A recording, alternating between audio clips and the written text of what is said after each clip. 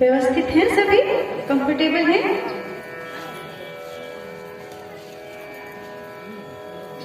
तो सर्व शास्त्रों में श्रोमणी श्रीमद् भगवत कथा के माध्यम से हम अभी पहुंचे हैं त्रेता युग में, जो परमात्मा के यज्ञ के द्वारा पुण्य फल को प्राप्त करने वाली आत्माएं जो 9 लाख थी, जो सतयुग में वास करती थी, और साथ ही साथ वो समय जैसे परिवर्तन हुआ तो वो 9 लाख आत्माएं भी जन्म मरण का चक्र लगाते लगाते त्रेता में आई। और जिन आत्माओं ने सतयुग के लायक कर्म नहीं कर पाए थे वो ब्रह्मलोक में स्थित रहती हैं, और ब्रह्मलोक से वो आत्माएं जिसने त्रेता के लायक कर्म किया वे त्रेता युग में उतरती हैं, और त्रेता के अंत तक सतयुग की 9 लाख और आई हुई अन्य आत्माएं, ऐसी 33 कोटि आत्माएं हो जाती हैं देव कुल की, देवी घराने की आत्माएं, जिन्होंने 12 जन्म लिया 14 कला के साथ। और यहाँ संपूर्ण विश्व के अंदर जितनी भी आत्माओं ने जन्म लिया सबकी क्वालिटी क्षत्रिय घराने की थी।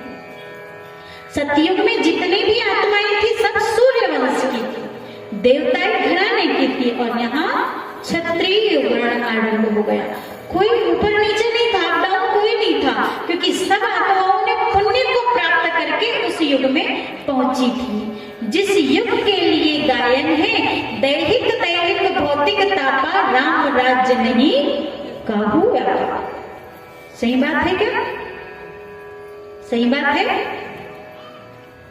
दैहिक दैहिक भौतिक तापा राम राज्य नहीं काहू व्यापा। सच बात है, सच बात है। आपने सुने या नहीं राम कथा? सुने तो कुछ तो बताइए। राम राज्य की कथा हम सुनते हैं कि बचपन से लेकर के राम राज्य में कष्ट ही कष्ट दिखा। कौन से राम जी?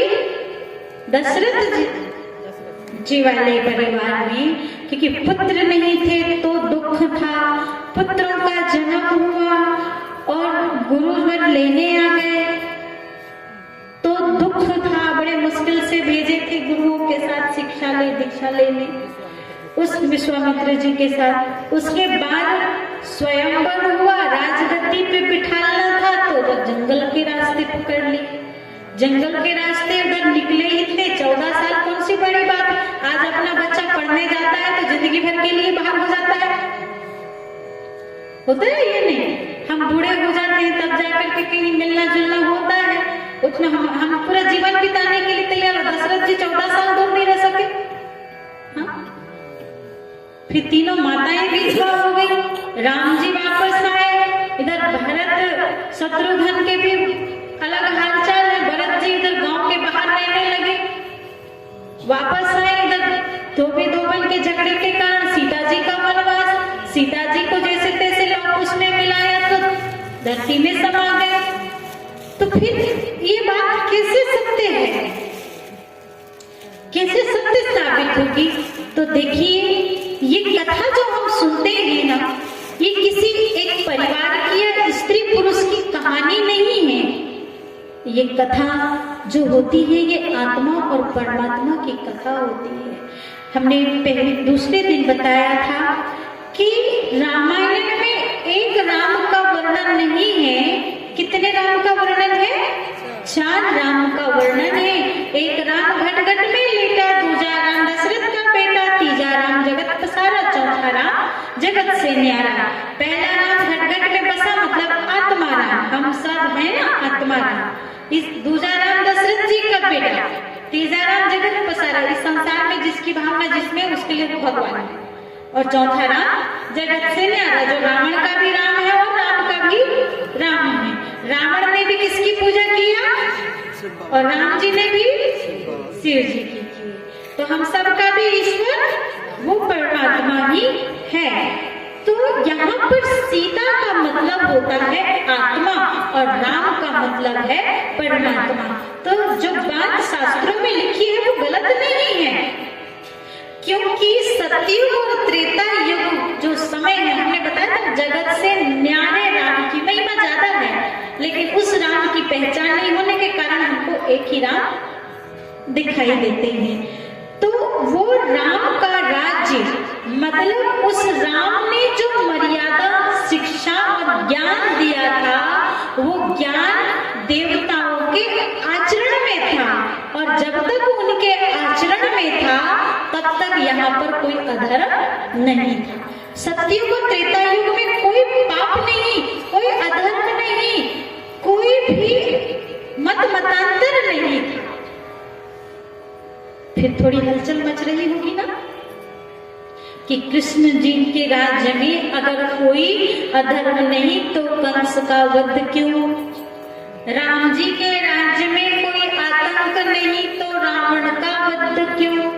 तो इसका बड़ा सुंदर जवाब हमें मिलता है कहाँ, रामायण में ही उत्तरकांड में।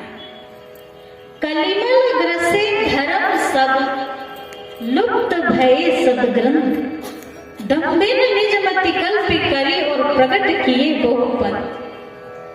मतलब कलिमल ग्रसे धर्म सब, धर्म ग्रंथों को कलयुग ने सब ग्रस लिया है, क्योंकि दम्भियों और पाखंडियों के द्वारा जो बहुत सारे पंथ प्रकट कर लिए गए हैं, उन पंथों के द्वारा अनुवाद किया हुआ ग्रंथ हमारे हाथ में है। सच्चा जो लिखा था वेद व्यास जी, तुलसीदास जी ने, वो डायरेक्ट हमारे हाथ में आया है? नहीं आया। इसलिए इनके भाव हमारे पास डायरेक्ट नहीं आते। और फिर राम जी क्या कहते हैं, ऐसे अधम मनुज खल सतयुग त्रेता नाही, द्वापर में कछुक व्रत हुई कलयुग बहुमानी। समझा रहे हैं अपनी सेना को, गरुड़ महाराज को, और कहते हैं कि ये ऐसे अधर्मी पापी मनुष्य, किसके जैसे, रावण के जैसे। रामायण के ही उत्तरकांड में है ये पंक्ति। ऐसे अधर्मी और पापी मनुष्य सतयुग और त्रेता युग में बिल्कुल नहीं हुए, द्वापर में कछुक वृद्ध, मतलब द्वापर में कुछ हुए और कलयुग में बहुत सारे हुए। अब जब रावण कलयुग में था, द्वापर में कुछ हुए, कलयुग में बहुत सारे हुए, तो राम जी जहाँ राज्य करते थे, माना त्रेता युग में कोई रावण था ही नहीं, तो सीता जी का अपहरण भी किसने किया? किसी ने नहीं। हमारे मन में उठने वाले प्रश्न हैं ये, जो हम आपके सामने रख रहे हैं। जब हम कथा सुनते थे या पढ़ते थे, तब हमारे मन में ये विचार आते थे, और इन विचारों का जवाब हमको ब्रह्मा कुमारी संस्थान में जब हम आए, यहाँ पहले और यहाँ का सत्संग प्रारंभ करें, तब हमें इन ग्रंथों का वास्तविक भाव समझ में आया।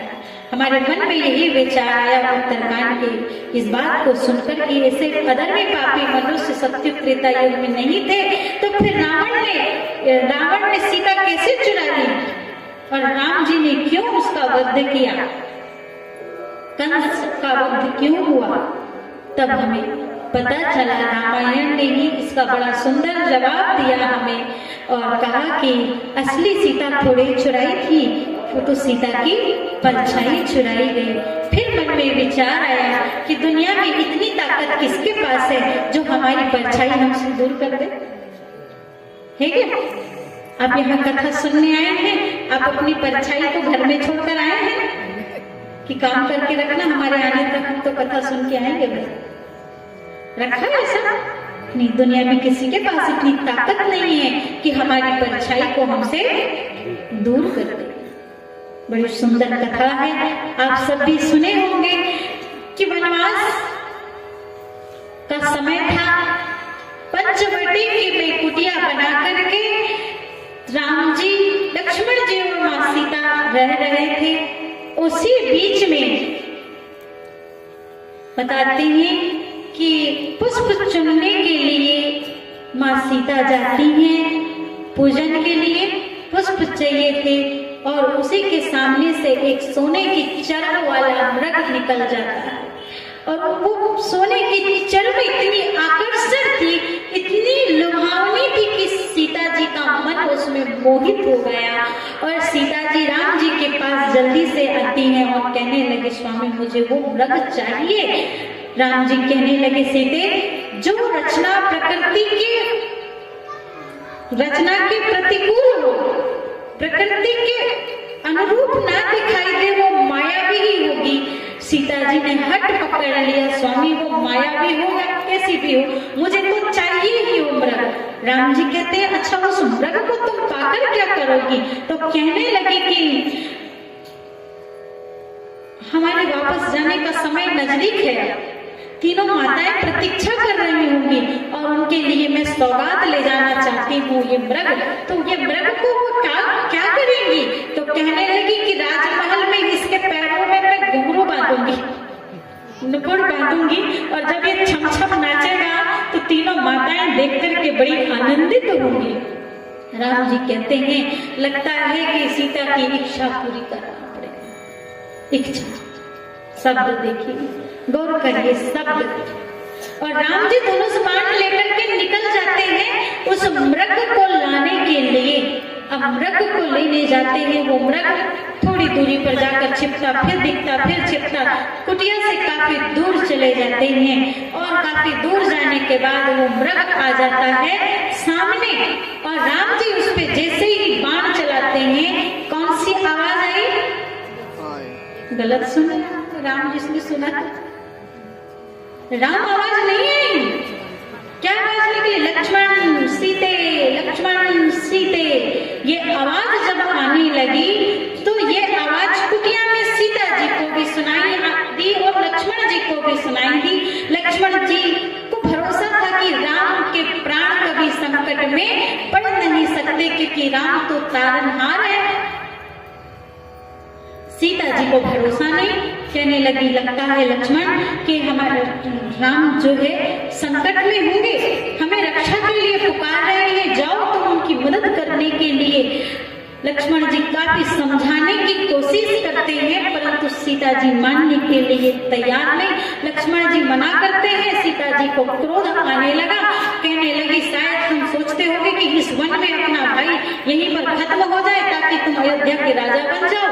कहने लगी, तुम यहाँ चूड़ियां बनकर बैठ जाओ, मैं अपने स्वामी की रक्षा स्वयं कर लूंगी, लाओ धनुष बाण। इतनी तीखी तीखी बातें जब करने लगी मां सीता, लक्ष्मण जी मजबूर हो गए और कहने लगे, ठीक है माते, आपकी आज्ञा का पालन करने के लिए मैं प्रभु की आज्ञा को तोड़ रहा हूँ, परंतु मेरे से पूर्व अगर आ जाए तो आप उन्हें याद करा दीजिएगा। परंतु उन्होंने जाने के वक्त एक रेखा खींच कर गए और कहने लगे कि माते, जब तक हम वापस ना आए तब तक इसके बाहर नहीं आना। सीता जी कहने लगी, ठीक है आप जाओ तो सही। और जैसे ही लक्ष्मण जाते हैं, उधर से रावण साधु का वेश बना करके आ जाता है सामने। पहले भिक्षा मांगने की कोशिश करता है, पहले तो सीधे रेखा के अंदर जाने की कोशिश किया, परंतु जब वो नाकाम रहा तब साधु के वेश में बैठ जाता है, आवाज लगाता है, भिक्षाम देगी, भिक्षाम देगी। सीता जी ने यहाँ पर भी धोखा खा लिया कि एक रावण को नहीं पहचान पाई और भिक्षा तैयार करके बाहर रख दिया, पहले तो रेखा के अंदर से ही। रावण ने देखा कि बात तो गड़बड़ हो रही है, हम जिस उद्देश्य से आए वो उद्देश्य पूरा नहीं होगा, कुछ न कुछ किया जाए। रावण ने दूसरा तरीका अपनाया कि देखो देवी, हम आज तक भिक्षा ऐसे अपमान की नहीं लिए हैं, ऐसे अपमान से भिक्षा हम स्वीकार नहीं करेंगे और खाली हाथ गए तो श्राप दे करके चले जाएंगे, क्योंकि तुम जानती नहीं हम तीनों लोकों में पहुंचे हुए विद्वान ब्राह्मण हैं, पूरा तीनों लोक हमारे आसपास घूम रहा है और तुम इसी डंकर के भिक्षा दे रही हो। कहने लगा रावण कि अभी मैं श्रापित अगर किया तो मुझे दिखाई दे रहा है कि तुम्हारे प्रभु के प्राण संकट में, मैंने इधर श्राप दिया और उधर तेरे प्रति के प्राण छूट जाएंगे। सीता जी घबराई और रेखा के और तब सीता जी का अपहरण होता है ऐसी परिस्थिति में। अब ये कथा तो हमारे लिए, आपके लिए कोई नई नहीं थी, लेकिन इस कथा को सुनकर के ऐसा लग रहा है सुनते सुनते कि ये सामान्य घटना हो गई है, सुनते सुनते जीवन बीत गया ना। अब देखिए ये कथा सुनते सुनते सामान्य नहीं, इसका अर्थ जो लिए हुए है वो बड़ा गंभीर है। यहाँ पर सीता का मतलब क्या है? आत्मा है। और आत्मा मैं बस हूं क्या? आप भी हो, सब है ना। संसार की सब आत्माओं के लिए देखिए कि 13 साल पूरे हो चुके थे। कितने साल? 13 साल पूरे हो चुके थे, मतलब त्रेता युग बीत चुका था। सीता की परछाई, क्योंकि असली सीता जो थी वो कहाँ थी? कहाँ थी असली सीता? यज्ञ कुंड में समाहित थी, अग्नि रूप थी। आत्मा जब सतयुग और त्रेता युग में थी तब इसके अंदर 16 कला और 14 कला थे, तब ये सीता अग्नि रूप थी, मतलब इसमें अपवित्रता नहीं थी। किसी भी चीज को शुद्ध करने के लिए काय में डालते हैं? अग्नि में। तो अग्नि रूप मतलब आत्मा एकदम प्योर थी, शुद्ध थी, वहां कोई दुर्गुण नहीं थे, कोई विकार नहीं थे, कोई व्यसन नहीं था, कोई अधर्म नहीं था। तो आत्मा एकदम प्योर थी। और 13 साल बीते तो सीता की परछाई मन त्रेता युग बीता तो आत्मा ही आई, परंतु वो अग्नि रूप में नहीं आई। वो आत्मा आई तो अपने अग्नि रूप को पीछे छोड़ गई। कहाँ? सतयुग और त्रेता युग में। और द्वापर में जैसे ही आती है 13 साल बीत गए तो सोने की चमड़ी पर फिदा हो गई। अब बताइए कि जो सीता सोने के महल को छोड़कर आई हो वो सोने के मृग में कैसे फंसेगी? वो है आत्मा रूपी सीता जो सोने के महलों में रहती थी। सतयुग और त्रेता युग में देवताई घराना था, अब वो द्वापर से सोने की चमड़ी पर सोने के मृग में फंस गई। सोने की मृग, मृग क्यों है पता है? यहाँ पर दूसरा भी तो जीव बन के आ सकता था, लेकिन मृग तृष्णा एक ऐसी तृष्णा है जो कभी पूरी नहीं होती। और तृष्णा में फंसने लगी सीता, मतलब ये आत्मा रूपी सीता इस संसार के मायावी प्रभाव में इतनी प्रभावित हो गई, इतनी प्रभावित हो गई कि राम जी की छुट्टी कर दी। माना सोने की चमड़ी पर फिदा होना मतलब इस संसार में किसी ने किसी का सुंदर रूप देखा, ये कितनी सुंदर रूपवती है, दृष्टि डूब गई उसी में। सोने की चमड़ी पर ना देखा कर्म, ना देखा संस्कार, और सोने की चमड़ी में चिपक गए। चाहे वो स्त्री किसी पुरुष की चमड़ी को देख करके फिदा हो, चाहे वो पुरुष स्त्री की चमड़ी को देखकर है, तो दोनों आत्माएं ना। कोई किसी की वैभव को देख करके फिदा हो रहा है, कोई किसी की संपत्ति को देख करके फिदा हो रहा है। आज अगर देखना आपकी किसी की विवाह की बात चलती हो और कोई एक बड़ा संस्कार गुणी वाला व्यक्ति हो जिसके पास छोटा सा सामान्य अपना घर है और रहने खाने के लिए है, और एक व्यक्ति है जिसके पास बड़ा गुणी है और संस्कार है, छोटा सा घर मकान अपने जीवन के लायक है, और दूसरा बिल्कुल अवगुणों में डूबा है लेकिन बंगला है उसका और 4 व्हीलर है उसके पास, बड़ा सा आईफोन है। किसको लड़की दोगे? आईफोन वाली बेटी का बयान किस घर में करेंगे? हाँ, चमड़ी में करेंगे ना। सोने की चरण पे फिदा हो रहे हैं ना, तो केवल सीता जी भी बस हुई थी क्या? हम भी हो रहे हैं। हाँ, किस पे फिदा हो रहे हैं? चमड़ी पे फिदा हो रहे हैं ना। और चमड़ी पे फिदा होने वाला कौन? कल या परसों चला था ना सत्र, कौन है चमड़ी पे? दृष्टि किसकी रहती है? अब जैसे ही देखिए सोने की चमड़ी पे सीता जी फिदा हुई, मतलब मुझे सोने के कंगन चाहिए। वो पड़ोसन के पास देखिए कितने हार रखे हैं, कितनी सुंदर सुंदर महंगी महंगी साड़ियां हैं, गाड़ियों में घूमती है। स्वामी मुझे भी वो हार दिला दीजिए, मुझे भी कंगन चूड़ी बिंदी झुमका दिलाइए। स्वामी ने कहा देख पड़ोसी की कमाई इतनी है और मेरी इतनी कमाई नहीं है, तो कहने लगी तुम कहीं से भी लाओ, चुरा के लाओ, झूठ बोल कर लाओ, ठगी करके लाओ, पसीना बहा कर लाओ, लेकिन मुझे सोने का कंगन ला के दो। तभी कहूंगी कि तुम्हें मुझसे प्रेम है, अन्यथा नहीं। कहीं से भी लाओ, मुझे सोने की चैन चाहिए ही आज, क्योंकि वो पड़ोसी के घर में 4 तो चैन है और मेरे पास एक भी नहीं है। इसका मतलब वो पड़ोसन का पति उससे प्रेम करता है, तुम मुझसे नहीं करते। प्रेम तो तभी करोगे जब सोने की चैन ला करके मुझे पहनाओगे और कह दी कि कहीं से भी लाओ, चोरी करो, ठगी करो, बेईमानी करो, पसीना बहाओ, मेहनत करो, चाहे दिन भर कोलू के बैल जैसे पिसो, लेकिन सोने की चैन ला करके मुझे चाहिए। ये सोने की चैन में, सोने के रूप में फिदा हो गई, आकर्षक हो गई सीता और कही कि राम जी को जाओ, मेरे पीछे यहाँ आगे पीछे घूमोगे तो चमड़ी नहीं मिलेगी सोने की, मुझे चैन नहीं मिलेगी। लाओ, सीता जी ने कर दी छुट्टी। मतलब आज जब भी हम मंदिर में जाते हैं, भगवान ने जितना दिया उसका शुक्रिया करने कोई नहीं जाता है। भगवान फलाने की कमी रह गई है अभी, हाँ, सुख दे दो, शांति दे दो, शादी करा दो, नौकरी दिला दो, घर मकान गाड़ी बंगला दिला दो, यही हमारी चाहना होती है। और भगवान तो कहे जाओ तुम मंदिर में बैठो चाहे रोड में बैठो, हमें क्या मतलब, हमें तो केवल हमारे काम की चीज दिला दो। और सीता जी ने कर दी राम जी की छुट्टी। अब सीता जी ने राम जी की छुट्टी कर दी तो राम जी ने कहा ठीक है, तुमको गाड़ी बंगला सोना चांदी झुमके कंगना चाहिए, चाहिए तो लो, हम चले। राम हो गए दूर, क्योंकि हमें क्या चाहिए था, हमें राम नहीं चाहिए था, हमें सोना चांदी बंगला झुमका कंगना चाहिए था। और आज है ना हमारे पास, है या नहीं, सबके पास है।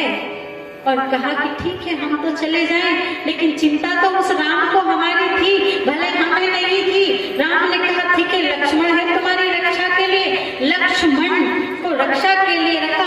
अब सोचा कि लक्ष्मण भी अगर रहा, लक्ष्मण मतलब क्या है कि भगवान ने जब हमको इस धरती पर भेजे थे तब लक्ष्य देकर के भेजे थे कि इस धरती पे जाकर ऐसी करनी करना कि नारायण बने रहना, और ऐसी नारी को कहा कि ऐसी करनी करना कि लक्ष्मी बने रहना। हमने सोचा कि अगर लक्ष्मी नारायण की करनी करते रहे तो पड़ोसी के घर में 10 हार हो जाएंगे और मेरे पास एक भी नहीं रहेगा। इसलिए कहा कि जाओ लक्ष्मण, हमें तुम्हारी नहीं सुनना, नहीं मानना, तुम भी निकलो, हमें जो लगेगा वो करेंगे, जो पहनना है वो पहनेंगे, जैसा दिखना है वैसे दिखेंगे, और जो खाना है वो खाएंगे, क्योंकि लक्ष्मी नारायण जैसे रहे तो हो सकता है बर्बाद ना हो जाए। ऐसा लगा ना, लक्ष्मण को भी कर दिया दूर, मना मन के लक्ष्य को भूल गया। जिस लक्ष्य से इस धरती पर आए वो बोझ बन के रह गए भले, परंतु उसकी कोई फिक्र नहीं। लक्ष्मण जी ने कहा ठीक है हम भी जा रहे हैं, परंतु तुम इतना अपना ख्याल रख लेना कि ये रेखा को नहीं लाना। वो रेखा कौन सी थी, लक्ष्मण रेखा नहीं थी, वो तो हम कह रहे हैं लक्ष्मण रेखा थी, लेकिन उस रेखा का नाम तो रावण ने दिया है बहुत अच्छा। और वो ऐसे है कि जैसे सीता जी रेखा के बाहर आई तो रावण के पास गई, रावण ने हाथ पकड़ा तो सीता जी को थोड़ा सा समझ में आया कि ये गलत व्यक्ति के पास में आ गई, तो हाथ छुड़ाई और दोबारा उस रेखा के अंदर जाने लगी। तो रावण जोर जोर से ठहाका लगाकर हंसने लगा और कहता है कि एक बार जो स्त्री मर्यादा की रेखा को लांघ ले, इतने आसानी से उसके अंदर दोबारा नहीं जा सकती। वो कौन सी रेखा है, मर्यादा की रेखा है। और जब सीता मर्यादा की रेखा को लांघी तब रावण उठाकर ले गया, तो रावण उठाकर ले गया नहीं, ले जा रहा है सीताओं को। जिन सीताओं ने अपने वस्त्र पहनने की मर्यादा को लांघा, हो वस्त्र पहने जाते हैं तन ढकने के लिए, लेकिन जब अंग प्रदर्शन के लिए कपड़ा पहना जाता हो तब रेखा के बाहर आते हैं। जिस कुल के हैं, जिस मर्यादा के हैं, जिस परिवार के हैं, उसकी इज्जत का ख्याल ना रखे, उस मर्यादा की रेखा के बाहर आए, उनको रावण उठाकर ले जाता है। संघ की मर्यादा को जिन सीताओं ने लांघा, उन सीताओं को रावण उठाकर ले जाता है। बोलने की, आंखों की मर्यादा को जिन सीताओं ने लांघा हो, वस्त्र आभूषण की जिन सीताओं ने मर्यादा को लांघा हो, उन सीताओं को आज रावण उठा उठा के ले जाता है। कई सीता तो खुद ही अपने आप उठ के चले जाते। अब रावण उठाकर ले जा रहा है, एक अलग बात है। अब सोचिए कि जब सीता जी को रावण उठाकर ले जा रहा था तब सीता जी ने आवाज लगाई होंगी या नहीं? लगाई होंगी या नहीं? बचाओ बचाओ करके लगाई होंगी। अच्छा, ये आवाज राम जी और लक्ष्मण जी को सुनाई दी होगी कि नहीं? नहीं सुनाई दी होगी। जब मारीच को बाण लगा तब वो आवाज कुटिया तक आ गई, और इतनी में तो काफी देरी हो गई थी ना। मुझे लगता है राम जी और लक्ष्मण जी काफी किनारे आ गए होंगे, तो जब मारीच की आवाज कुटिया तक आ सकती थी तो सीता जी की आवाज वहां तक जा सकती थी, मुझे ऐसा लगता है। और सीता जी ने कहा होगा बचाओ बचाओ बचाओ। राम जी ने कहे अब तो बहुत हो गई, ले जाओ ले जाओ, अब नहीं कर सकते हम तुम्हारी मदद। क्यों? एक नहीं, जिसने चार चार मर्यादा को लांगा हो उसकी रक्षा भगवान भी क्या करेंगे? बार बार समझाए कि ये मायावी मृग है, कि राम जी के दूर हुए, राम जी से दूर हुए मतलब जीवन में निराशा, रोने धोने के अलावा कुछ नहीं है। मर्यादा को लांगे तो फिर रावण के हाथ लगना है, फिर राम के हो नहीं सकते। इतने बार समझाने के बाद जो ना माने तो उसकी मदद कौन करेगा? कौन करेगा? हाँ, अब सीता जी को सोने के मृग के पीछे पूरी सोने की लंका मिल गई, सोने के मृग के पीछे सोने की दुनिया मिल गई, लेकिन सीता जी जर्जर आंसू बहा रही। क्यों? क्या कमी है सीता जी को वहां? राम की।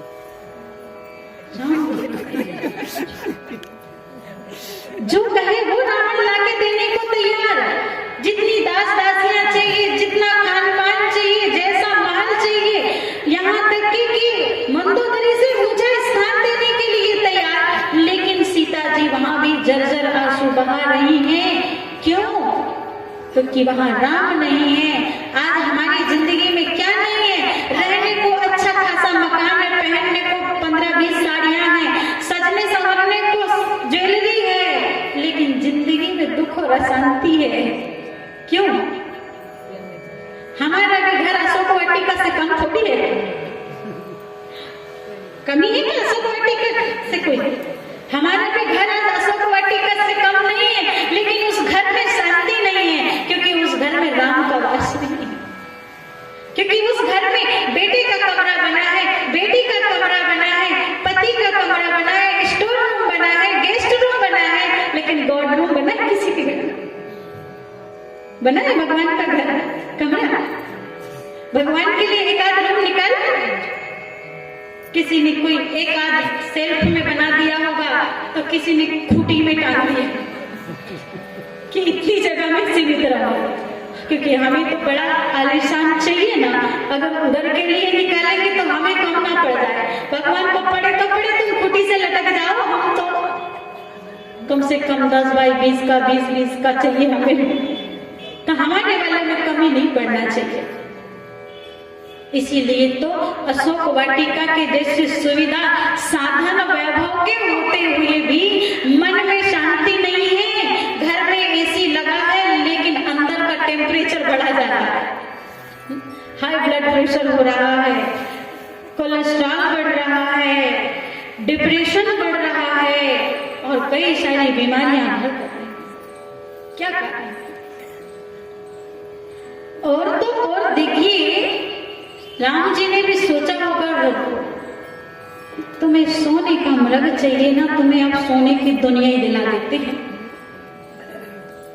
अब राम जी चाहते तो सीता जी को तुरंत वापस ला सकते थे, क्यों नहीं लाए तुरंत? क्योंकि जो भूल की है ना, उसका प्रायश्चित जरूरी है। ऐसे ही हमने जो भूल किए हैं ना, हम सीताओं ने जो भूल किए हैं, उस भूल का प्रायश्चित करने का समय है। और ये समय अगर निकल गया कौड़ियों के पीछे, तो फिर पश्चाताप के सिवा कुछ नहीं रहेगा। अब सीता जी जैसे अशोक वाटिका में जाकर के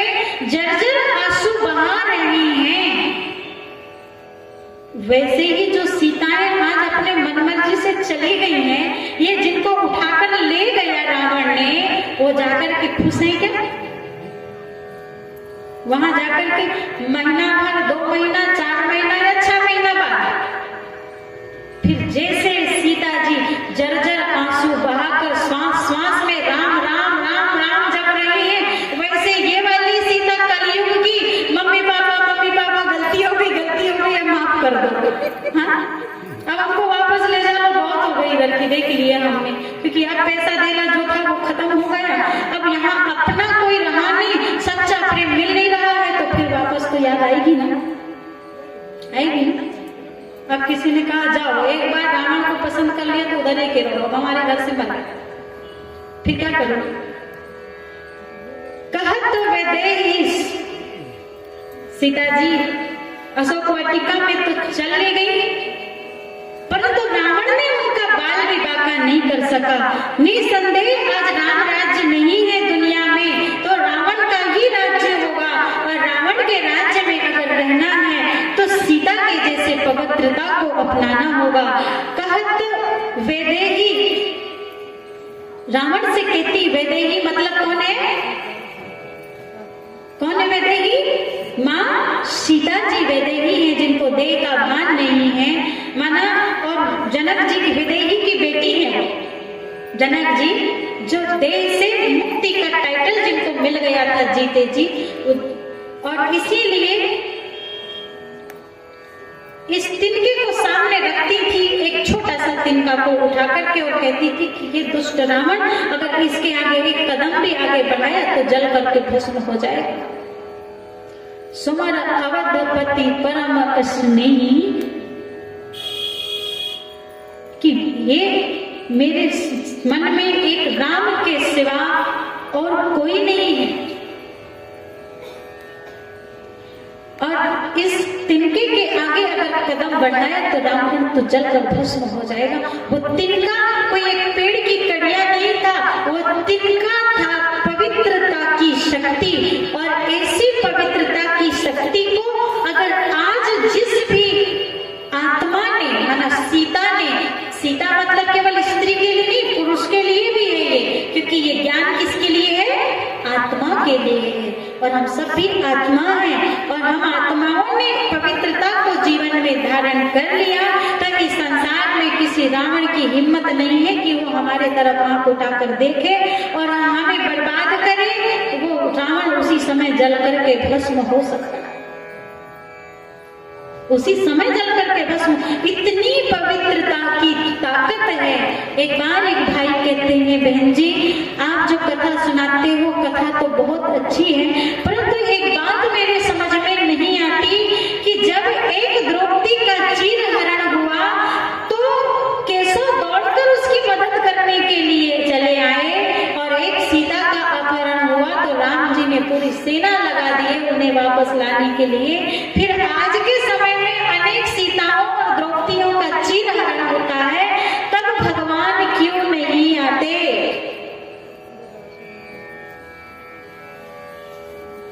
क्यों नहीं आते? सच बात है, आना चाहिए, आना चाहिए, ये नहीं, बात तो सच है।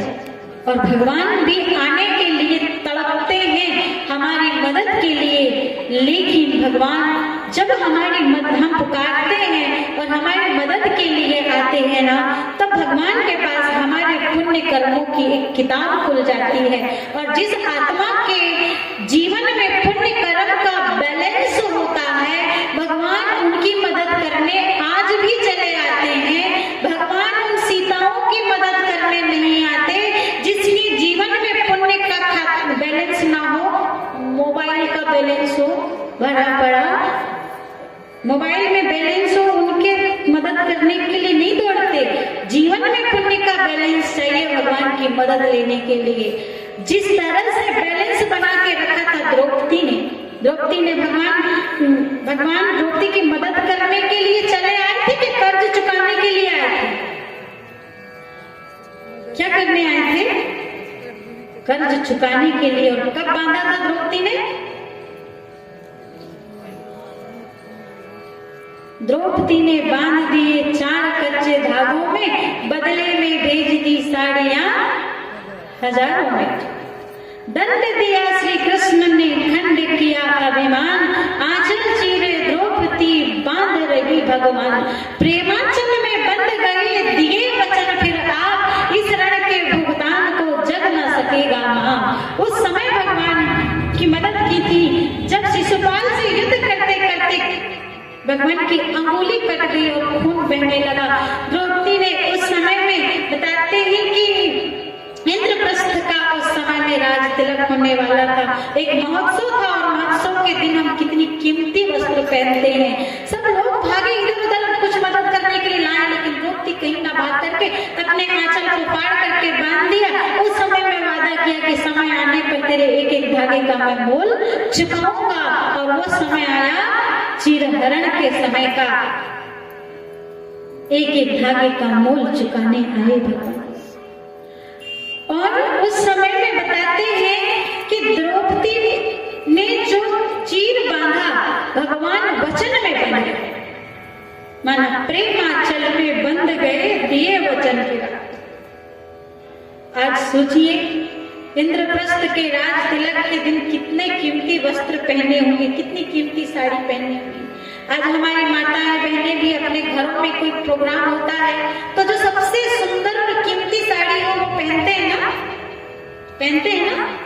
ऐसा ऐसा करो जाग रहे हो, पता चलता है इससे, नहीं तो होगा ये कि सो ना जाए आप। एक बार क्या हुआ, हम कथा सुना रहे थे, सब ऐसे ऐसे ऐसे कर रहे थे। हमने सोचा ये सुन भी रहे, समझ भी आ रही है कि नहीं, थोड़ा परखा जाए। हमने थोड़ा कथा का मेटर बदल दिया तो सब ऐसे ऐसे कर रहे थे।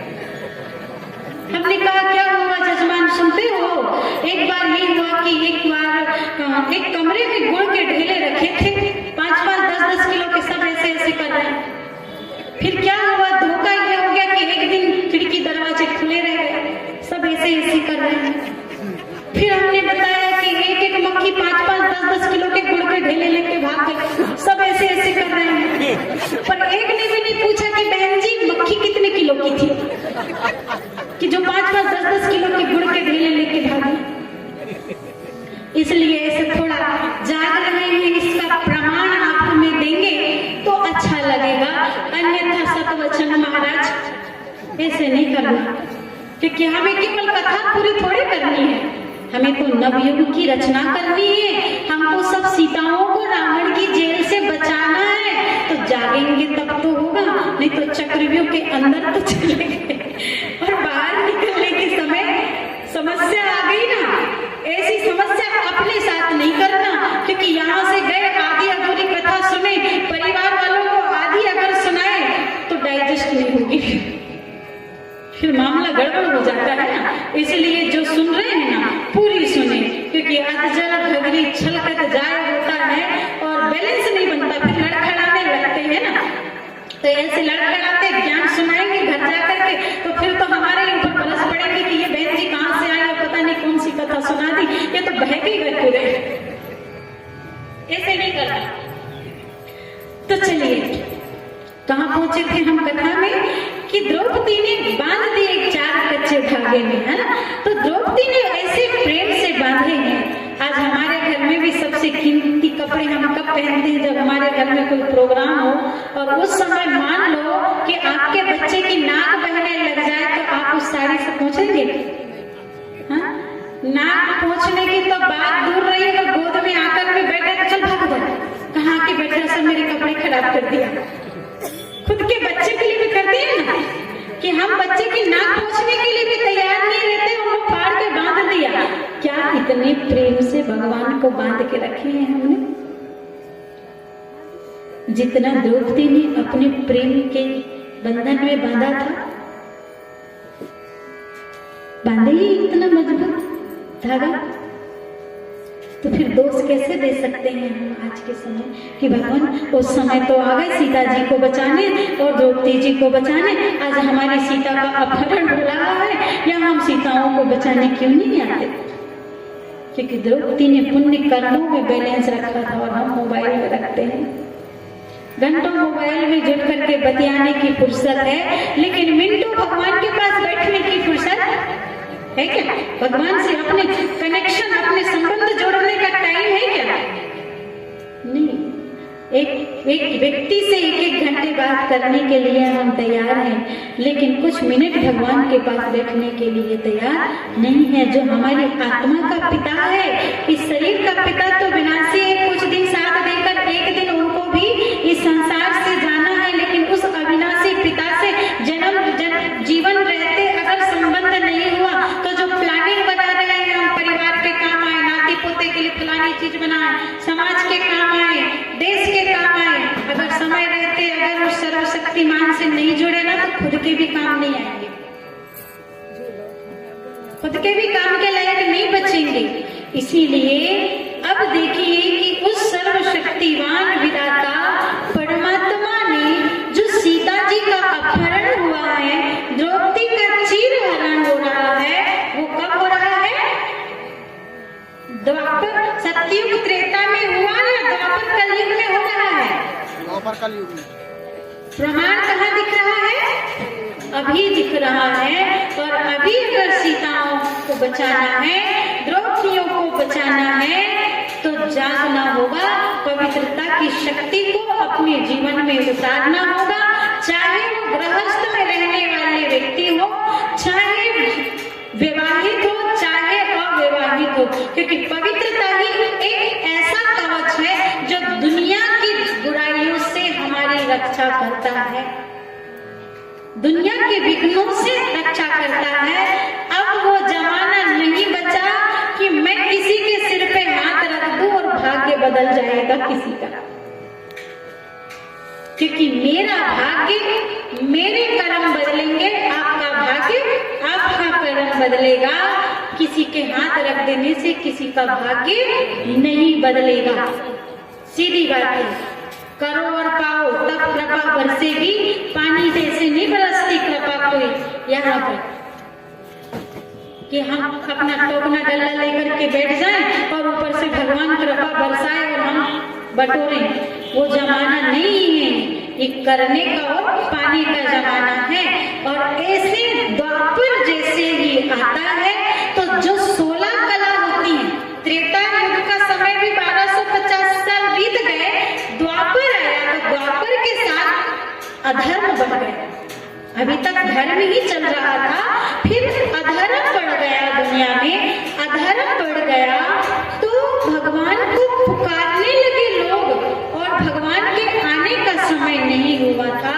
इसलिए किसी किसी को लगने लगा, भारतवासियों को विशेषकर, कि शायद हमारे जीवन में जो दुख और अशांति, सत्य त्रेता में आत्मा में अग्नि रूप और द्वापर कलयुग में वो अग्नि शांत हो गई, क्योंकि विकारों की प्रवेशता हो गई, दुर्गुणों की प्रवेशता हो गई। जैसे कालिया नाग ने कृष्ण को डसने के बाद उनका रूप सांवरा हो गया। पहले बचपन से कृष्ण सांवरे थे क्या? नहीं थे। कैसे थे? सुंदर थे। सांवरे कब हुए? समुद्र में गेंद खेल रहे थे और कालिया नाग समुद्र में था और वो सबको डस के सबको खत्म करते जा रहा था। तभी कृष्ण जी ने उसका वध करने के लिए गेंद डाला, किसमें? नदी पे। और उसमें अंदर ही अंदर बहुत दिनों तक लड़ते रहे और देर तक सारा नगर इंतजार कर रहा था। सारा नगर इंतजार करने के बाद फिर कालिया नाग खुद अपने ऊपर, सर के ऊपर कृष्ण जी को बिठा के लाए और उसके ऊपर वो डांस कर रहे। अब ये कथा इतनी सी है नहीं, इस कथा के अंदर 4 युगों की बात, एक कल्प की कथा, एक पेज या 1-2 लाइन की नहीं। कृष्ण जी की आत्मा सुंदर कहाँ है? सतयुग में खेल रही है, माना यात्रा कर रही है, क्योंकि दुनिया सुखद है। कैसी है दुनिया? सुखद है, सुख से जीवन यापन चल रहा है, क्योंकि देवताई गुण धर्म संस्कार बढ़े हुए हैं। खेलते खेलते मना जन्म मरण का चक्र में आते आते आते जैसे ही द्वापर युग आता है तो वो जो गेंद, गेंद मतलब गोल और वो निराकार माना आत्मा, गेंद मतलब गोल, गोल मतलब निराकार, और वो आत्मा सतयुग और त्रेता युग में सुंदर थी क्योंकि सद्गुणों से सजी हुई थी। जैसे ही द्वापर युग आया तो द्वापर युग में कूदे, समुद्र में कूदे, यमुना में कूदे। तो उसमें कौन था? कल्याण, 5 फन वाला। आपने देखा है कभी 5 फन वाला सांप देखे हैं? आपके पिताजी ने देखे हैं? नहीं देखते तो कथा सुनाते इसलिए पूछ रहे हैं, अन्यथा नहीं लेना। पिताजी से कभी सुने? दादाजी से सुने? दादाजी से सुने? मना उनने भी नहीं देखे। अच्छा, उनने अपने दादाजी की कथा सुनाई कि उनने 5 फन वाला सांप देखे? बताओ ना, किसी ने देखा हो? हाँ, हमने नहीं देखे, हमारे पिताजी ने नहीं देखे, हमारे दादाजी ने नहीं देखे, और हमारे दादाजी ने भी नहीं बताया कि हमारे फलाने ने देखे। 5 फन पर अपन हमने देखा। कौन सी? सर्प माना विष कि 5 फन, काम, क्रोध, लोभ, मोह और अहंकार। वो आत्मा फंस गई द्वापर युग से 5 विकारों के मुख में और वो सांवरी हो गई। माना सतगुण खत्म हो गए, दुर्गुण भर गए, और दुर्गुण भर गए तो सांवरी हो गई। और द्वापर और कलयुग के अंत तक संघर्ष चलते रहा। किनसे? ये 5 फन वाले विषैले सर्प से। 5 फन वाले सर्प से संघर्ष चलता रहा, संघर्ष चलता रहा। कलयुग का अंत समय आते तक वो कृष्ण जी साधारण नर बन गए, और साधारण नर के समय में के साथ साथ उनकी उम्र भी बुढ़ापे में बीत गई। बुढ़ापे की अवस्था में जब वो पहुंच गए तब जाकर के कलयुग के अंतिम जन्म में उनने इन 5 विकारों पर विजय प्राप्त किए। और जैसे ही 5 विकारों पर उनने विजय प्राप्त किए, और विजय प्राप्त करने का कारण ये बना कि कृष्ण जी के अंतिम जन्म में वो नर रूप में थे और संसार परिवर्तन का समय आ गया था। इसीलिए पार ब्रह्म परमेश्वर परमात्मा शिव कृष्ण जी के साधारण मानव तन में प्रवेश करे जब उनकी उम्र 80-60 वर्ष की हो चुकी थी, और पार ब्रह्म में रहने वाला परमात्मा साधारण तन में पहुंचा और उस तन का नाम ब्रह्मा रखा। माना कृष्ण जी का ही अंतिम जीवन ब्रह्मा के रूप में धरती पे आया, और उनकी ललाट में परमात्मा शिव की प्रवेशता हुई। ललाट में जब भगवान बसे तो मुख से इंसान नहीं निकाला, पानी नहीं निकाला, मुख से अनाज नहीं निकाला, मुख से ज्ञान निकाला, और उस ज्ञान को हम जैसे सभी लोगों ने सुना, अपना जीवन परिवर्तन किया, योगी और पवित्र बनाया, और नवयुग की स्थापना में लग गए। वो कहलाए ब्रह्मा की मुखवंशावली संतान। और ऐसे संकल्प से ब्रह्मा ने सृष्टि रची, जिसका प्रमाण भगवत गीता के 7वें अध्याय में हमें मिल जाता है। बहुने में व्यतीतानि जन्मानि तत् 4 जन्म तान्यहं वेद सर्वाणि शतं गतपरं। भगवान 4थे अध्याय में भी इसका प्रमाण है और 7वें में भी है। बहुने में व्यतीतानि मतलब ये 4थे का प्रमाण है कि भगवान कहते हैं कि अर्जुन तेरे और मेरे कई जन्म हो चुके हैं, लेकिन तू नहीं जानता, मैं जानता हूँ। और अगली बात 7वें अध्याय के अंदर कहा, बहुनाम जन्मनाम ज्ञानवानम प्रपद्ये स महात्मा सुदुर्लभ वासुदेव सर्वमिति। भगवान कहते हैं बहुत जन्मों के भी अंत में बहुत जन्म, माना सतयुग से कलयुग तक कितने जन्म हो जाएंगे? सतयुग के 8, त्रेता के 12, द्वापर के 21 जन्म। सब आत्माओं के जन्म 21 होते, और कलयुग के 42।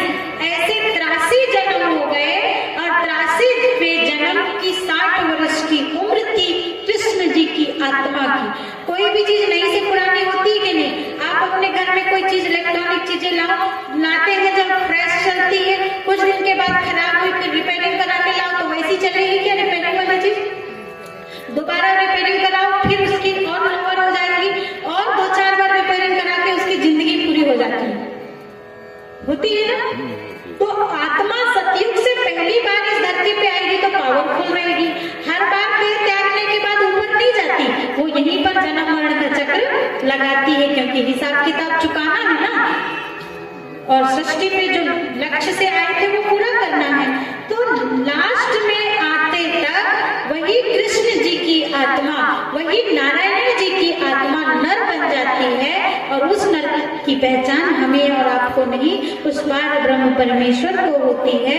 इसीलिए कहा कि ब्रह्मा सो विष्णु और विष्णु सो ब्रह्मा। आती है ना? तो ब्रह्मा सो विष्णु मतलब ब्रह्मा ही फिर ऐसे कर्म करते हैं परमात्मा अवतरण के बाद कि विष्णु पद के अधिकारी बन जाते हैं, और विष्णु जी की नाभि से फिर कौन निकला? ब्रह्मा। एक लंबी लाइन चलती है, नाल बनती है, एक डंडी के ऊपर खिलता है कमल। डायरेक्ट भी तो पेट पे बैठ सकते थे ना, नहीं, लेकिन ब्रह्मा जी क्षीर सागर में आराम से लेटे, मतलब पवित्र दुनिया में, और जो नाल है लंबी वो जन्मों की, सतयुग के 8 जन्म का गैप है, त्रेता के 12 जन्म का गैप है, द्वापर के 21 जन्म का, कलयुग के 42। तो जो जन्मों का जो गैप है ना, वो बनाया नाभि की नाल, नली, और उसके ऊपर कमल खिला, मतलब कलयुग के अंतिम समय में वो संसार से विरक्त हुए, अपने आप को डिटेच किया, माना संसार के दुर्गुण उसमें नहीं रहे, और फिर उनका जीवन कमल बन गया, कमल पुष्प के समान बन गया। और उसी को कहा कि ना जग त्यागो ना हरि भूलो, रहो जिंदगानी में ऐसे जैसे कमल रहता है पानी में। तो ऐसे वो कथा कालिया नाग, मतलब समझ गए ना कालिया नाग कैसे डसा, और सांवरे कहाँ से बने, और गोरे फिर भगवान आए तब बने।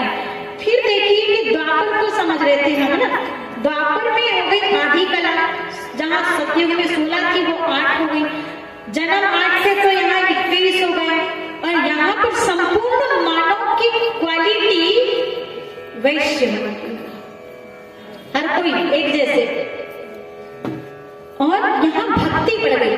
प्रारंभ में द्वापर की शुरुआत से भक्ति प्रारंभ होती है, निराकार शिव जी की आराधना साधना होती है, फिर भी शांति नहीं मिलती, क्योंकि विकारों की प्रवेशता हुई थी। इन्होंने समझा कि शायद पूर्वज रुष्ट हुए हैं, इसलिए राधे कृष्ण जी की पूजा हुई, फिर विकार तो बढ़ते ही जा रहे थे, दुख शांति बढ़ रही थी, शांति मिल नहीं रही थी, फिर लक्ष्मी नारायण जी की हुई, फिर राम जी सीता जी की हुई, फिर और फिर गणेश जी की हुई, फिर कलयुग आ जाता है, 1250 साल बीतते हैं।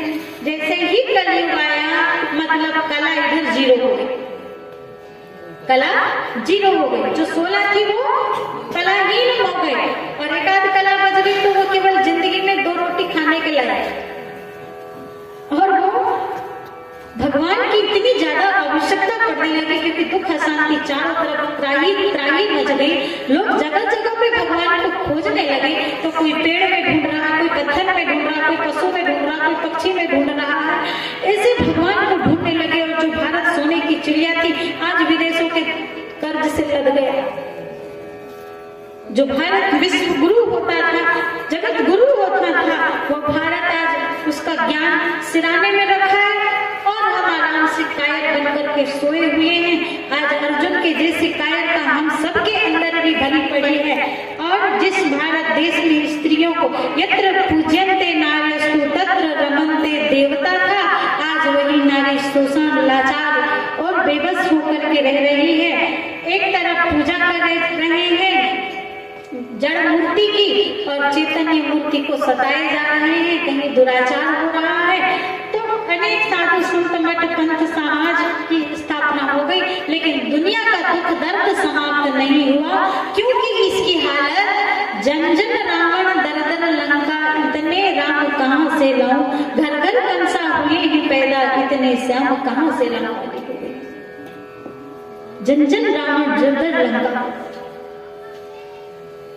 जहां पर संसार को अब परिवर्तन करना है तो घर घर में राम और कृष्ण जैसे संतान चाहिए, हर घर में विवेकानंद चाहिए, हर घर में चंद्रशेखर चाहिए, हर घर में गौतम बुद्ध चाहिए, महावीर स्वामी चाहिए, हर घर में इब्राहिम चाहिए, तो हर घर में मोहम्मद पैगंबर साहिब चाहिए। परंतु मेरे घर में पड़ोसी के घर होना चाहिए कह रहे हैं। आज हम सोच चाहना रखते हैं कि मेरे घर में राम और कृष्ण पैदा हो। राम कृष्ण को जन्म देने के लिए सोचिए कि माँ बाप को भी तो इतना पावरफुल बनना पड़ेगा, माँ बाप को भी इतना पावरफुल बनना पड़ेगा। नहीं, अगर कृष्ण जैसे संतान चाहिए तो देवकी और वासुदेव के लक्षण अपनाने पड़ेंगे, और राम जैसे संतान चाहिए तो दशरथ और कौशल्या बनना पड़ेगा। संस्कार बड़े हैं पूतना, शूर्पणखा, रावण, दुर्योधन, कंस के, और संतान चाहिए राम और कृष्ण, असंभव। संभव तब है जब हम खुद संस्कारवान हो जाए, हमारी संस्कृति हम में दिखे, किताबों में नहीं। हमारी संस्कृति कहाँ दिख रही है अभी? कहाँ है हमारी संस्कृति? किताबों में है, आचरण में नहीं है।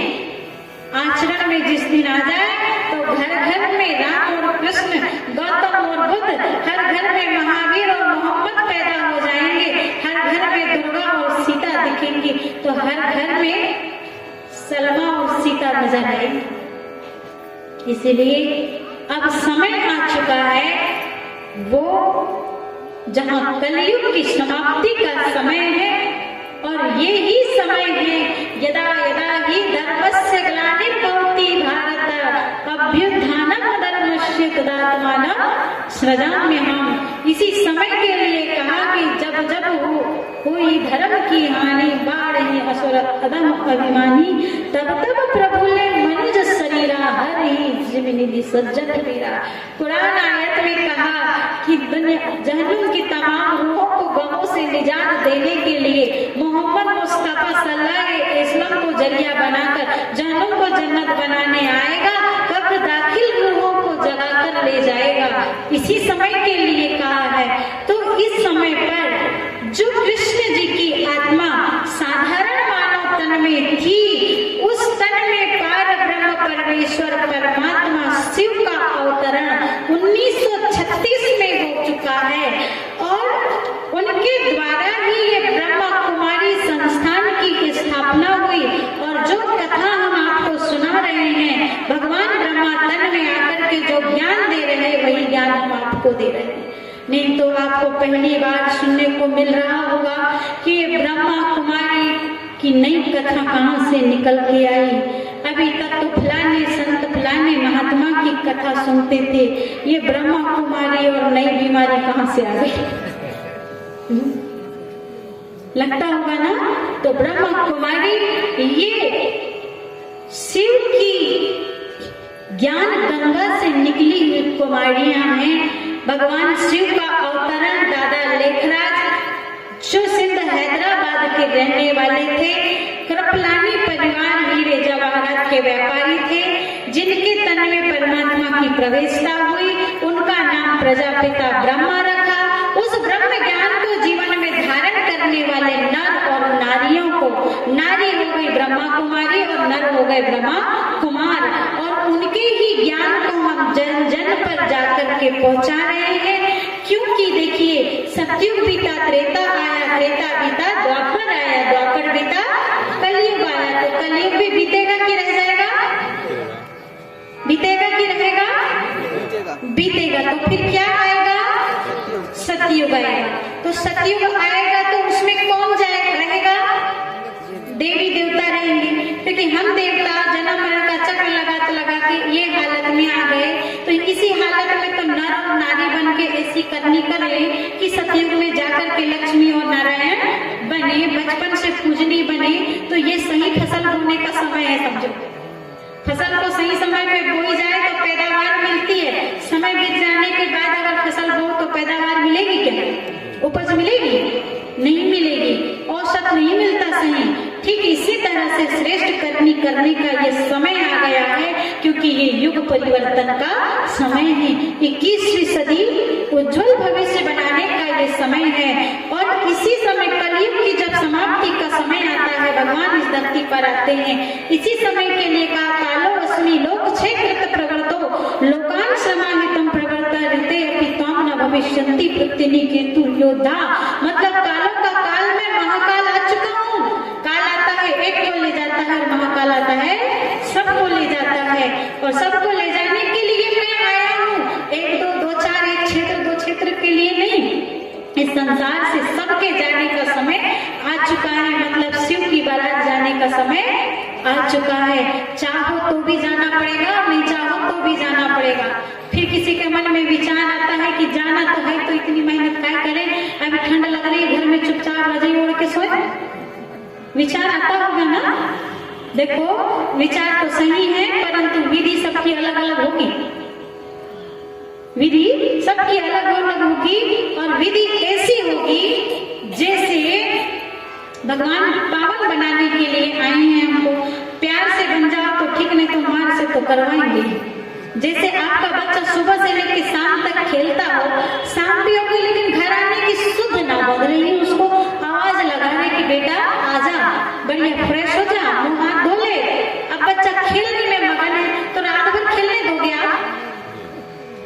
नहीं, उसको पकड़ कर लाएंगे, मुंह हाथ धो लेके कि अपने मन से नहीं धोएगा तो फिर पकड़ के धुलाएंगे। अब घिसाई कर रहे हैं क्योंकि सारे दिन खेला है तो गंदा हो गया ना। अब जितना गंदा होगा उतनी घिसाई करेंगे, क्या जैसा है वैसे सोने देंगे। उसके मुंह हाथ पकड़ पकड़ के धुलाएंगे ना, हाथ फिर धुलाएंगे और घिसाई करेंगे तो फिर बच्चे को मजा आएगा क्या? रोना। अगर बच्चा रोएगा तो फिर क्या करोगे? दो थप्पड़ और लगा कि जब से कह रही थी सुना नहीं, अब मैं धुलाई जा रही हूँ तो रोए जा रहा है और दो चार जड़ देंगे। तो एक जन्म की माँ इतना ख्याल रखती है सफाई का, तो जन्म जन्मांतर की माँ जो जन्म जन्मांतर के पापों कट बैठी है वो कितनी सफाई नहीं करेगी सोचो। इसीलिए वो जब करेगी ना सफाई वो माँ तो बड़ा कष्टदायक होगा। इसलिए थोड़ा ही अपने धीरे धीरे अपने काम से लग जाओ तो ये बड़ा सुगम होगा। ये रोने धोने वाली बात नहीं होगी, नहीं तो फिर छाती मलने और सिर पीटने वाली बात हो जाएगी। इसीलिए अभी से लग जाओ। हम तो लग गए हैं भैया कि कितने जन्म का है पता नहीं, अभी से लग जाए ताकि लास्ट में इकट्ठे भारी ना पड़े। अब आप भी सोच लो क्या करना है, क्योंकि लास्ट में फिर बहुत रोना धोना पड़ता है कहते हैं। इसलिए अभी से वो समय को सफल बना लो। दूसरी विधि देखो, और भी अगर ये नहीं जम रही हो तो और भी विधि है। अब मान लिया जाए हमारे यहाँ पे मिनिस्टर आए हैं, शिव की बारात किधर जाती है? ऊपर ही ऊपर जाती है ना, नीचे नहीं जाती। सारे देवताओं की बारात में ना VIP लोग आए, लेकिन शिव जी की बारात में सब देव दानव मानव भूत प्रेत पशु पक्षी किन्नर भूत पिशाच सब रिश्तेदार हैं शिव बाबा के, है ना। तो उनकी बारात में सब जगह, तो उसमें देखो अपनी इसकी विधि देखो। जाना तो सबको पड़ेगा, प्यार से नहीं तो मार से। मान लिया जाए हमारे नगर में मिनिस्टर, प्राइम मिनिस्टर आए, प्रधानमंत्री आए। प्रधानमंत्री आएंगे तो क्या होगा कि शहर के चारों तरफ पुलिस है, छत में भी ले और नीचे भी, और दूर दूर आजू बाजू के गांव में, मतलब जिस गांव से हमारे गांव में रास्ता आता है हर जगह कितने बार चेकिंग होगी। और मान लिया जाए कि यहाँ पर कुख्यात आतंकवादी आ गए, तब भी वही नजारा होगा या नहीं? कि दूर दूर तक पुलिस होगी, सब तरफ इंक्वायरी होगी, प्राइम मिनिस्टर भी है तो पुलिस होगी। अब मान लिया जाए कि डाकू पकड़ने आ गया आतंकवादी, उसके भी चारों तरफ पुलिस होगी, और मिनिस्टर जी आ गए तो उनके भी चारों तरफ पुलिस होगी। तो दोनों के पुलिस होने में अंतर है या नहीं? हाँ, अंतर दिख रहा है या नहीं? कितना? इतना बहुत बड़ा अंतर दिख रहा है ना। प्राइम मिनिस्टर के चारों तरफ पुलिस है तो उनको गर्व महसूस हो रहा है, सबसे मुस्कुराते हुए नमस्ते कर रहे हैं, प्रणाम कर रहे हैं, आशीर्वाद दे रहे हैं, आतंकवादी के चारों तरफ पुलिस होगी तो चार डंडे लगाते ले जा रहे हैं, तो इतना अंतर होगा, सोच लो क्या अंतर। अब क्या करना है हमें, तो इतना ही अंतर, ज्यादा नहीं। इसीलिए ये जो समय है ना, ये कौड़ियों के पीछे बर्बाद करने का नहीं है, अपने जीवन में पुण्य को कमाने का है। और ये पुण्य ही हमारे जीवन को एक जन्म को नहीं, कई जन्मों को सफल बनाने वाले हैं। और कई जन्म सफल होने का ये समय है। इसीलिए जो सर्व शास्त्रों में श्रोमणी श्रीमद् भगवत की जो कथा है, ये सब वेदों शास्त्रों का सार है। वैसे तो समय हो गया और हलचल काफी बढ़ गई है, तो मुझे ऐसा लग रहा है कि अब छुट्टी मिल जानी चाहिए, है ना? ठीक है, जाना तो चाह रहे हैं, बैठना तो यहाँ भी है, लेकिन बैठ तो पूरे टाइम यहाँ सकते नहीं, तो घर भी जाके जवाब देना पड़ेगा ना। इसीलिए आज की इस भगवत कथा सप्ताह को 5वें सत्र को हम यहीं पर विराम देते हैं। ओम शांति। आइए अपने दिव्य बुद्धि रूपी नेत्र पर केंद्रित करें और महसूस करें कि मेरी आत्मा परमात्मा पिता की संतान इस संसार रूपी रंगमंच पर भगवान ने मुझे प्रथम बार जब भेजा था, तब मैं आत्मा रूपी सीता कितनी पवित्र और अग्नि रूप में थी,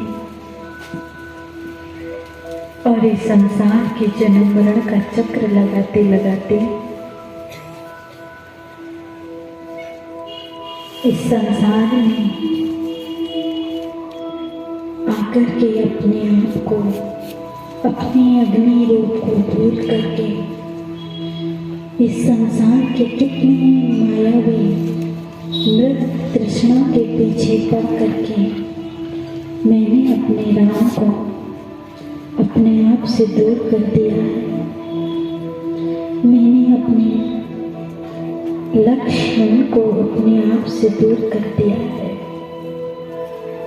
और ना जाने अपनी संस्कृति की कितनी मर्यादाओं को मैंने लांघ डाला है। आज मुझे एहसास हो चुका है कि मैं आत्मा रूपी सीता, आज मेरे जीवन में इतना दुख क्यों है, आज मेरा मन इतना अशांत क्यों होता जा रहा है, क्योंकि मैं सीता मृग तृष्णा के मायावी जाल में फंस चुकी हूँ। हे मेरे राम, अब मुझे समझ आ चुका है कि ये संसार एक मायावी है, और जो कुछ मुझे इस संसार में एक दिखाई दे रहा है, जो एक तृष्णा को जन्म दे रहा है, ये सब कुछ एक न एक दिन नष्ट हो ही जाएगा। हे मुझ सीता के राम पिता परमात्मा शिव बाबा, अब मुझे पूर्ण रीति से समझ आ गया है कि आप ही मेरे पिता हो, आप ही मेरे गुरु हो, आप ही मेरी माता हो, आप ही मेरे सखा हो। जैसे आपने मीरा से वादा किया, साथ निभाया, जैसे आपने अर्जुन से साथ निभाया, जैसे आपने माँ सीता का ख्याल रखा, जिस तरह से द्रौपदी का ख्याल रखा, हे पिता परमात्मा, मैं भी तो वही आत्मा हूँ, और मेरी मदद करने के लिए आपको आना ही होगा। आज से मेरे जीवन का जो कुछ भी हिस्सा मेरे पास है, ये तन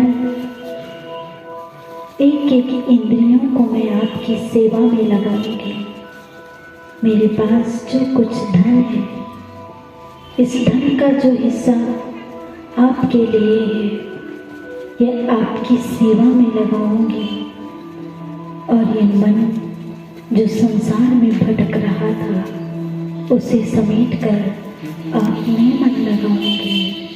हे भगवान, जैसे द्रौपदी ने चीर से बांधा था, आज से मैं आपको अपने प्रेम के बंधन में बांधूंगी, ताकि आप मेरे लिए, मेरी मदद के लिए हर जगह, हर संभव प्रयास, जहाँ मैं पुकारूं वहाँ पहुँच जाए। आज से मुझे एहसास हो चुका है कि किसी का जन्म महान नहीं, कर्म महान होता है, और मेरे कर्म ही मेरा भाग्य बदलने वाले हैं। तो आइए भगवान से जो हम वादा कर रहे हैं, इस वादे को पक्का करते हैं और इस भारत को केस में भरपूर करें। सभी मगन हो जाएं कि भगवान हमें इस भारत को स्वर्ग बनाने के लिए क्या शिक्षा दे रहे हैं।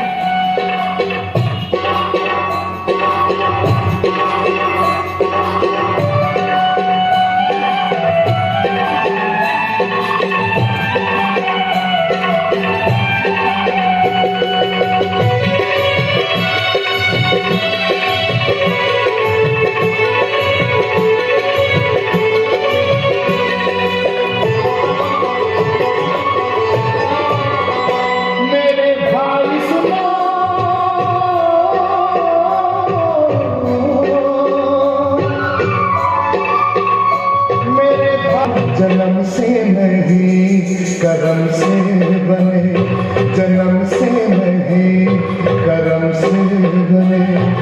तकदीर की लंबी लकीर, तकदीर की लंबी लकीर। जन्म से नहीं कर्म से बने, जन्म से नहीं कर्म से बने।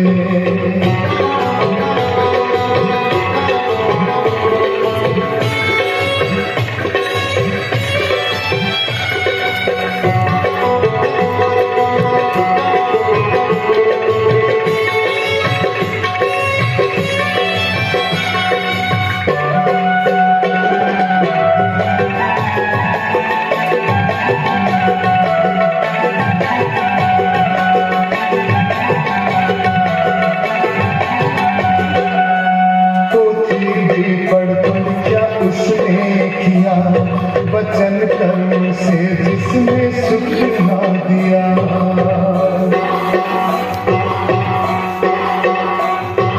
पोथी भी पढ़ पढ़ क्या उसने किया। वचन कर्म से जिसने सुख ना दिया। कहते हैं लोग कोई बुद्धिमान, कहते हैं लोग कलम से नहीं कर्म से बने, कलम से नहीं कर्म से बने।